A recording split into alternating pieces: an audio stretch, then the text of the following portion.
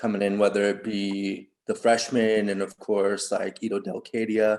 Talk a little bit about implementing them into your system and maybe who's been kind of standing out as you've been implementing them into said system. I think, the hard part for all the newcomers, which we have 8 of them, in terms of guys that weren't with our program, is we didn't really have much or any of a summer. We weren't able to get that extra work. So those guys are probably behind where they might normally be or where we'd like them to be. I think this is a year you'd really like to have a veteran team.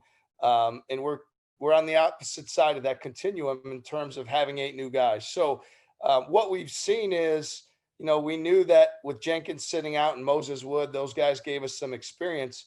But with the newcomers overall, I think, from an impact standpoint, Caleb Grill has probably been one that really stands out.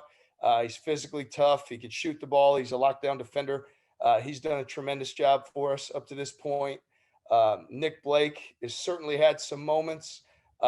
He's a guy that's versatility at the guard position at 6'6". He can dribble, pass, and shoot. And so he stood out at times. Devin Tillis as a freshman is a guy that just makes the right play at the right time, and he makes shots. He's smart, high IQ. He's given us some really, good looks. And those are probably the guys at this point that have stood out the most. And then I think with Edo, another guy on the front line to give us some depth and physicality. So that's what we've seen to this point. Some guys that have really kind of stood out and separated themselves.